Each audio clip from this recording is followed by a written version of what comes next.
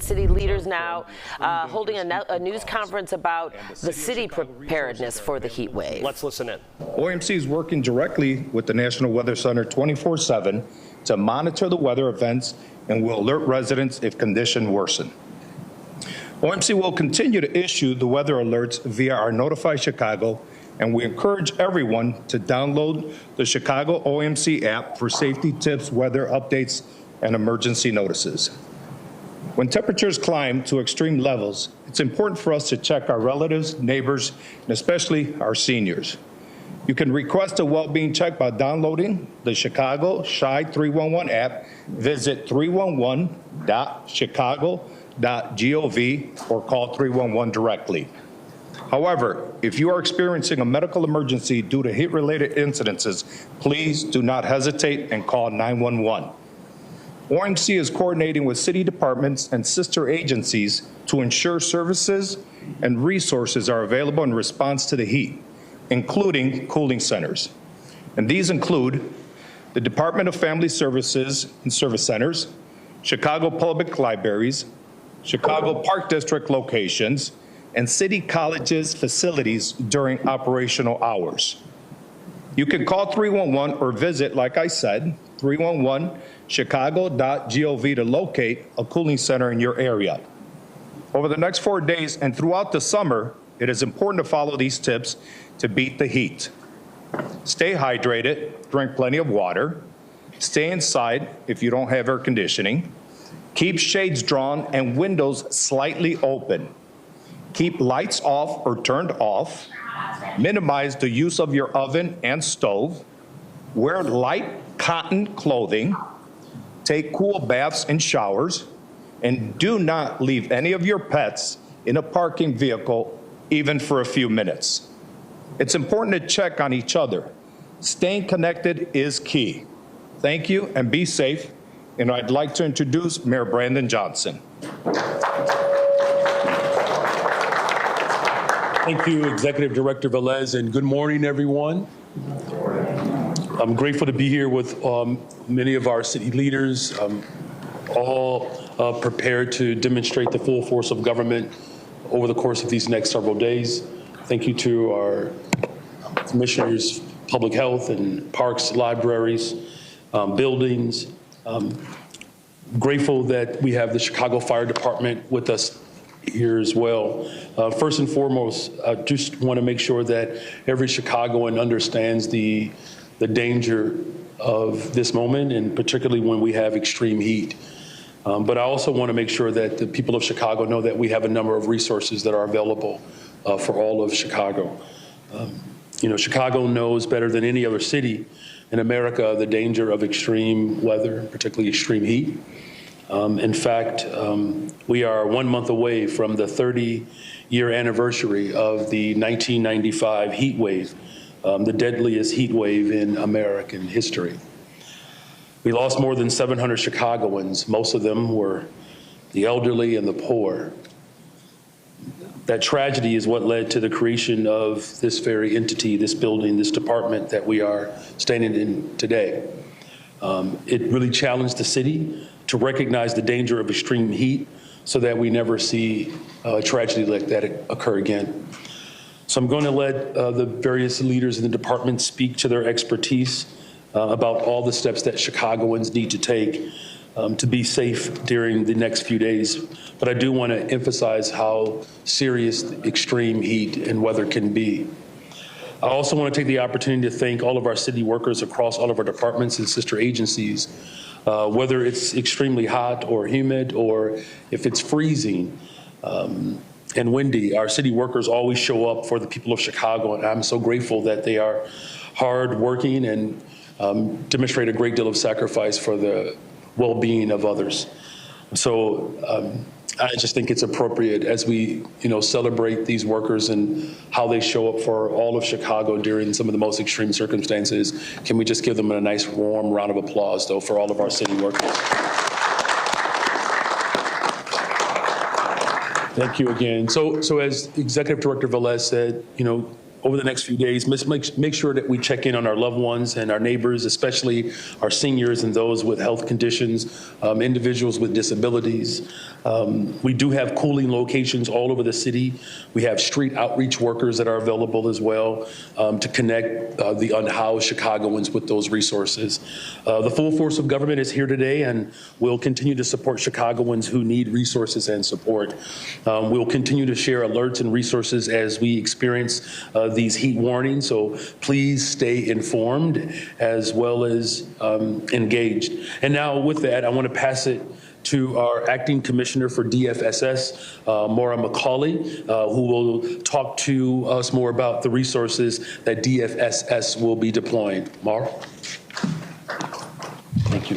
We can clap for her. You have been listening to Chicago's Mayor Brandon Johnson over at the Office of Emergency Management and Communication as they get ready for the big heat wave this weekend. That's right. Several city leaders now from different departments talking about the plans for the city.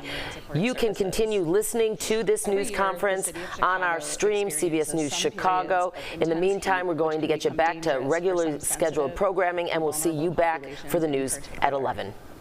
Throughout the coming days, DFSS will provide assistance to Chicago residents by activating our cooling centers, continuing to offer transportation to shelter, mobilizing our street outreach partners, and by responding to well-being checks for our seniors and unhoused neighbors.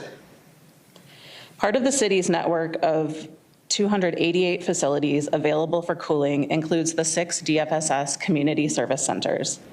DFSS activates cooling areas in our 6 community service centers when temperatures are expected to reach 90 degrees or higher. When activated, our centers are open for cooling Monday through Friday, 9 a.m. to 5 p.m. Anyone seeking respite from the heat is welcome. Staff will support anyone who's in need of shelter, who is at any of these cooling centers with connections to shelter by calling 311. One of these facilities, our Garfield Community Service Center, located at 10 South Kedzie, will be open for expanded hours this weekend from 9 a.m. to 8 p.m. on Saturday and Sunday. Additionally, a drop-in center for unhoused residents operated by Franciscan Outreach, which is co-located at the Garfield Center, will provide drop-in services and case management services from 9 a.m. to 4 p.m. on Saturday and Sunday. Residents can visit the Department of Family and Support Services webpage at chicago.gov/FSS. There we have the addresses of our cooling centers and multilingual flyers with cooling center information and hot weather safety tips available in English, Spanish, Arabic, Chinese, French, Korean, Polish, and Urdu. There is also a network of city facilities such as police stations, park districts, and Chicago's system of libraries that are available to residents, providing a space where people can go to find relief from the heat this weekend and early next week. DFSS remains committed to supporting unhoused residents during the heat. During the summer months, DFSS works with a network of more than 50 delegate agencies to provide emergency shelter and ensure that individuals experiencing homelessness in our communities remain safe. Over the next several days, including Saturday and Sunday, multiple outreach teams will be visiting encampments, encouraging individuals to consider shelter or cooling facilities, educating them around heat symptoms, providing water, hygiene supplies, and performing well-being checks. They're also available to transport individuals to shelter or cooling facilities. The Shelter Placement and Resource Center, SPARC, which is located at 2241 South Halsted Street, is available to support single individuals seeking shelter placement. Anyone seeking shelter placement at SPARC should call 773-526-3707 ahead to ensure availability. That phone number again is 773-526-3707. The Salvation Army Emergency Assessment and Resource Center, or EHARC, is located at 924 North Christiana and is available to provide shelter placement for families with children under 18 years of age. These facilities are not cooling centers, but can assist with shelter placement services. And again, anyone in need of shelter can also call 311 from any location in the city for transportation to shelter. Please remember, it is not illegal to to be homeless or live on the street, and DFSS cannot force anyone to go indoors or accept shelter. But all of our efforts are geared towards making people as safe as possible and allowing them to make the choices for themselves. For our elderly residents, DFSS also activates cooling centers at the 21 DFSS senior centers when the heat temperatures reach 90 degrees or higher. These locations are open Monday through Friday from 8:30 to 4:30 p.m., with Renaissance Court open from 10 a.m. to 5 p.m. Visit chicago.gov/seniors or call 311 for the senior center locations. I want to encourage our seniors to stay home if you can and avoid potentially dangerous heat conditions. Please pick up your prescriptions and any emergency supplies, including food, as soon as possible. If you experience a life-threatening emergency during the hot weather, call 911. Our home-delivered meal drivers are committed to ensuring 9,200 seniors receive their meals during the anticipated heat. Drivers will also be on the lookout for seniors who are in distress while delivering meals during the week. DFSS, in partnership with OEMC, schedules robocalls to approximately 37,000 seniors, informing them to take safety precautions in response to the heat and to call the city for help if needed. Again, anyone experiencing a heat emergency should call 911. I encourage everyone to check on your friends, families, and neighbors to make sure that they are okay. A simple phone call, text, or stopping by goes a long way. If you know of a senior whose health, safety, or general well-being is in question due to extreme heat or other circumstances, please call 311 to request a senior well-being check, and one of our teams will be dispatched for that well-being check. Again, to request shelter placement, to find the nearest cooling centers, and for well-being checks for seniors and unhoused neighbors, please call 311. Now I'd like to pass it to Dr. Ige, Commissioner of the Chicago Department of Public Health. Thank you.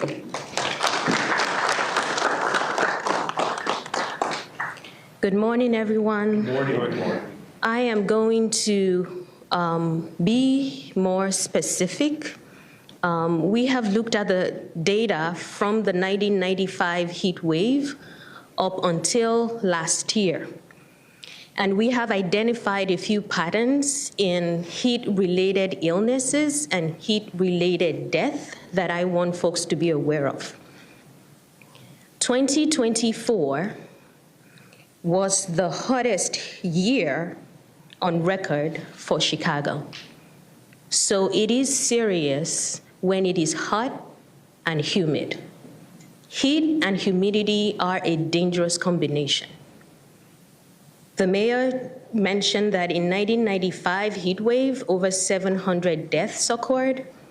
Over the last 3 years, we have recorded 485 heat-related deaths in Chicago, and more than 700 heat-related emergency department visits.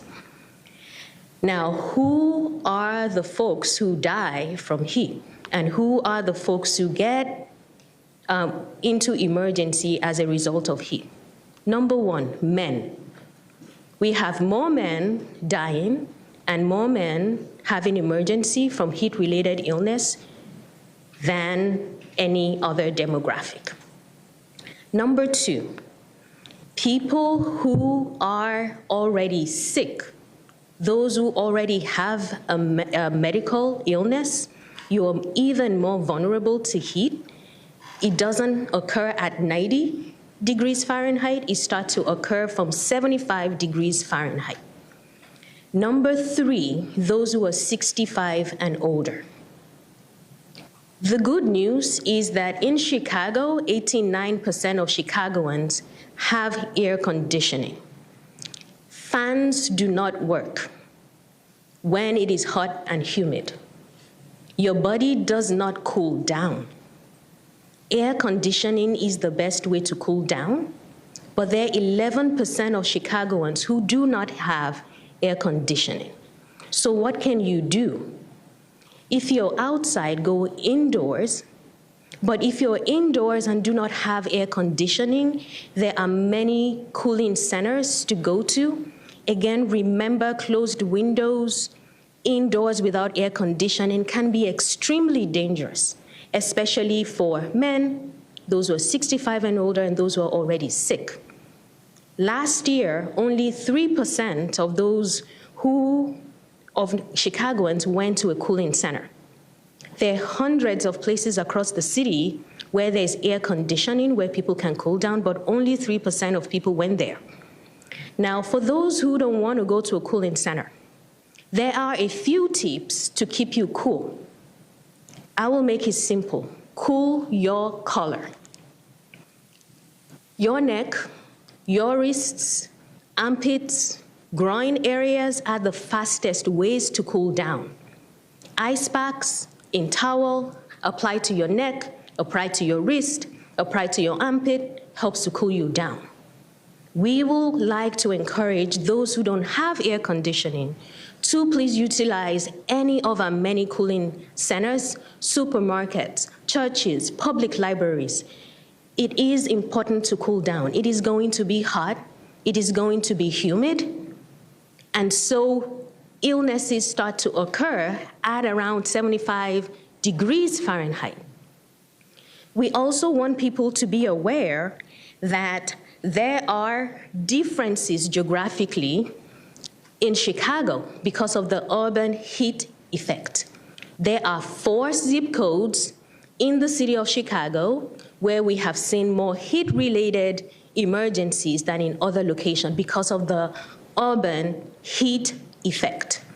If you live in 60620, 60623, 60628, and 60651. There are many different words in these zip codes. Please, we want you to take a moment to check on anyone who's a man, who's 65 plus, who has a medical condition, and who doesn't have air conditioning, to encourage them to cool down using some of these tips or use one of our cooling centers. Our hope is that as we head into this year, we have less emergencies related to heat and less deaths than in previous years. We also want folks to know the signs of an emergency. If you start to feel confused, if you start to have headaches, if you start to vomit, please call 911. We want folks to get help as soon as possible. Taking a cold shower can also help to cool people down. And we hope that everyone will look out for their neighbors, friends, and families. Stay safe, Chicago, and thank you. And now I will call on Brett Borchardt, a senior meteorologist from the National Weather Service, Chicago.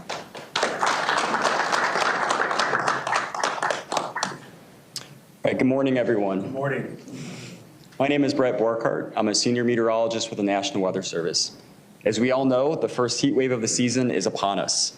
This heat wave is going to arrive tomorrow on Saturday and last through at least Monday, but possibly into Tuesday, so it will last 3 to 4 days.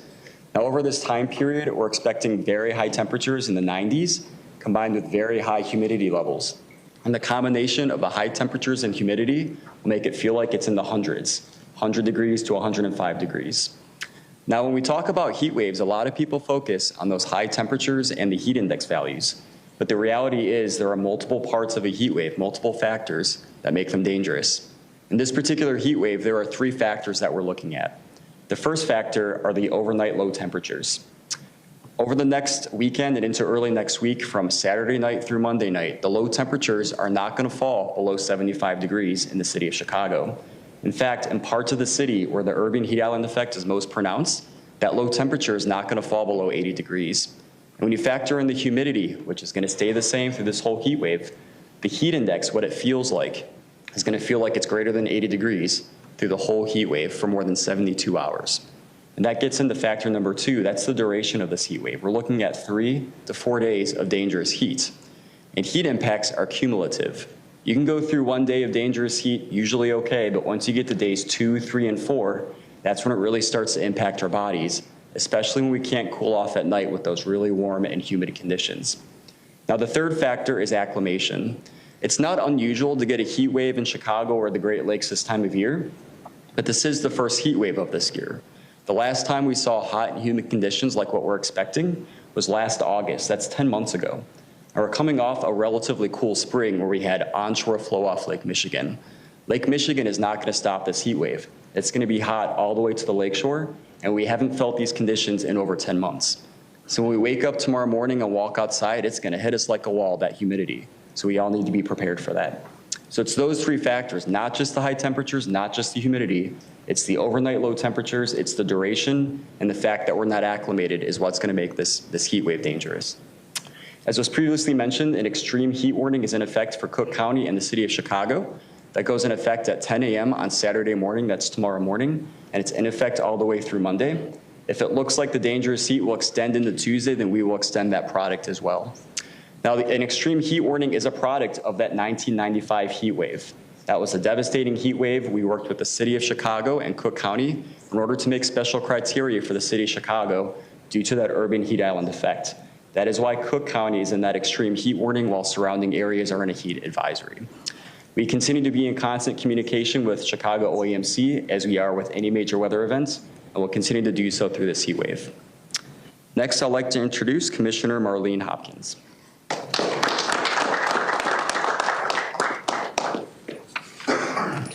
Good morning. Good morning. I am Marlene Hopkins, Commissioner of the Department of Buildings. The Department of Buildings is committed to keeping all Chicagoans safe and protecting our most vulnerable populations. We have been a longstanding partner in our communities, making sure residents have what they need to stay safe during heat events like this. The city's cooling ordinance requires specific residential buildings to install air conditioning equipment in indoor gathering areas to serve as cooling centers when the outdoor heat index exceeds 80 degrees. This ordinance affects all new and existing residential buildings within Chicago that are over 80 feet in height, or buildings with more than 100 residential units, or those operated as housing for older persons under the Federal Fair Housing Act. Our existing requirements for air conditioning continue to apply to facilities licensed as nursing homes, assisted living establishments, long-term care facilities, and adult family care centers and homes. DOB inspectors will be working during this extreme weather event, partnering closely with the Department of Family and Support Services to conduct well-being checks and address any air conditioning related complaints. When you call 311, we will respond. Keep up regular maintenance, such as cleaning and replacing filters on your air conditioning units. That can help prevent breakdowns when you need your AC the most. Setting your thermostat to a reasonable temperature of 75 to 78 degrees when it's 100 degrees outside, and using fans can help reduce the strain on your unit. Even closing your blinds and curtains during the hottest part of the day can help you and your loved ones keep cool. And this is critical. Please plug all window units directly into outlets, not an extension cord. Please report any non-compliance with the cooling ordinance violations to 311. If you or someone else is in immediate danger, please call 911 immediately. Finally, I would like to reiterate the thoughts of my colleagues. The city has established protocols, and we are prepared to handle the severe heat as we do every year. Please remember to do your part by staying hydrated and checking on your family, friends, and neighbors, especially seniors and those with special needs. At this time, I will introduce Valerie Coletti, Senior Vice President, ComEd.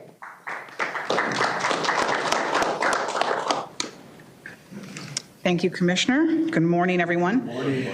My name is Valerie Coletti. I'm the Senior Vice President of Distribution Operations for ComEd, and thank you for having us here today. At ComEd, we're prepared for the heat. We know it's coming. It's going to be here this weekend, and we're ready to meet the demand of customers and the 9 million people we serve in Northern Illinois. We're closely monitoring the weather as we approach the weekend. As we heard today, temperatures are expected to be in the mid to upper 90s, with heat indexes potentially over 100 degrees. Our staffing levels have been adjusted to ensure we have people in place quickly so we can safely respond to any interruptions. We'll continue to monitor the weather and temperature across our service territory, and we can make adjustments as needed. Investments we've made in the grid have greatly improved our reliability and resiliency. Last year, nearly 2.3 million customers throughout our system did not experience a single outage or interruption, more than half of the customers that ComEd serves. We expect energy demand will increase significantly from the heat. However, our system is prepared to meet the needs of our customers. As part of our annual summer preparedness plan, we work to ensure our company's critical infrastructure is prepared to handle the increased demand during these times of prolonged temperatures. This proactive effort also involves infrastructure work to make sure that our local energy grid is ready, preventing any outages caused by severe summer weather or storms. If customers experience an outage, you can text out, OUT, to 26633. You can also call us at 1-800-EDISON-1. You can report outages via our website as well, comed.com/report. Spanish-speaking customers can call 1-800-95-LUCES. And we also have a ComEd, a new outage tracker. Customers can report outages, check estimated time of restoration, view crew status updates, and explore our outage map. All of that can be received at comed.com/outage tracker. As you've heard from many today, we're here for our customers and we're ready for the weather. With that, I will introduce Michael Merchant, Chief of Staff, Chicago Park District. You have been listening to Mayor Johnson and his senior staff at the Office of Emergency Management ahead of this very hot weekend we're walking into. This concludes our 9 o'clock broadcast here on the stream. We will continue coverage of this event over on our other platforms. For Dana Kozlov and our whole team here at CBS News Chicago, thanks for being with us here at 9 o'clock. We'll see you tomorrow. Hot days. The Chicago Park District offers 43 designated cooling areas in parks and field houses located across the city. These are facilities that are air conditioned and can help provide relief. For those looking to cool off outdoors, the Park District's 50 outdoor pools will be opening tomorrow, June 21st. And then in addition to that, our 27 indoor pools will provide relief throughout communities across the city. This year, we are excited to announce the return to 7 days a week for our pools. And this is going to be increasing the public's accessibility to these vital resources. Additionally, our 200 water spray features also open tomorrow. Many of these features are currently activated and operating across the city, and we are encouraging residents to use them to help with respite. Our lakefront beaches are also open for swimming daily from 11 to 7 when lifeguards are on duty. We encourage patrons to visit the Chicago Park District website for swim conditions before heading to the beaches. The district also utilizes the flag notification system at each beach to tell patrons the current status of that location. Green, swimming is permitted. Weather conditions are fair. Water quality is good. Yellow, caution is recommended. And red, swimming is not permitted. Weather conditions may not be good or water quality may not be great. For your safety and the safety of others, please keep an eye on your children and follow the instructions of our lifeguards. Their job is to keep the public safe. For a complete list of the Chicago Park District cooling centers, pools, water spray features, beaches, please visit our website at chicagoparkdistrict.com. And now I will introduce Chris Brown, Commissioner of the Public Libraries. Thank you.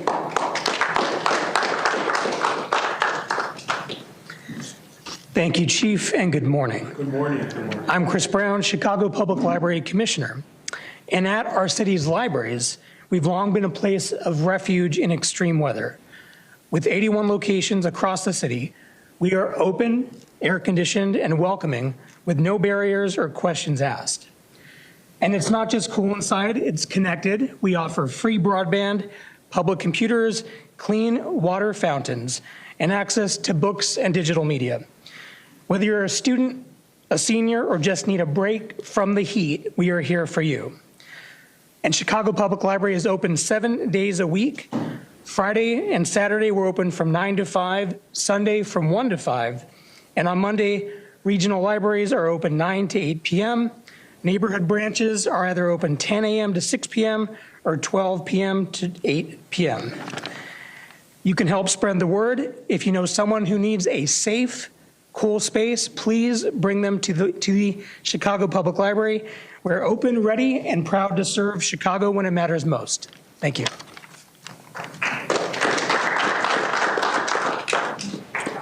Thank you, everyone. At this moment, we'll open up for any questions. No questions? Yes. Expand a little bit on the zip codes and the urban, I think it was the urban oven effect, if I heard that correctly. Could you just kind of elaborate on that, please? So on our website, we have the heat index on our website. So the Heat Watch 2023, where there was active data collection to see the variation in how people experience heat across the city, provides a lot of details. But also based on the data that we have in terms of emergencies recorded over the last 3 years from 2022 to 2024, these were the top 4 zip codes where we saw the most emergencies. And they coincide with the Heat Watch data that shows that these zip codes are the most impacted. So 60620, 60623, 60628, and 60651. All of these zip codes had more than 40 heat-related emergencies in the last year, in the last 2 years. There are regional variations in how people experience heat. Part of it is heat, the tree canopy, the conditions of the housing, how high up you are in the building, what the cooling system is that you have in your building, etc. So there are a number of effects that collide and make certain areas more impacted than others in the city. Hi, my question is for Mary McCauley. I know you've talked about how, Maura McCauley. I know you talked about how busy your outreach teams will be this weekend, and we've heard how important it is to stay cool. Just wondering why the community service centers and the senior center cooling centers are not open on the weekend hours. Is that a staffing issue? Why are they only open on the weekdays?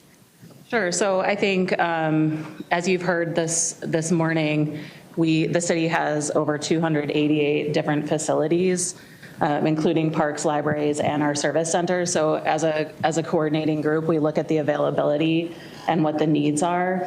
Our operating hours are typically Monday through Friday. These facilities are regularly operating on the weekends. We've extended the Garfield Center. It's not normally open on the weekends, and we've opened it to have that added capacity.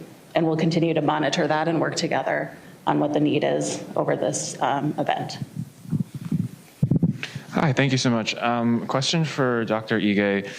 You mentioned that only 3% of the population has been using cooling centers last year.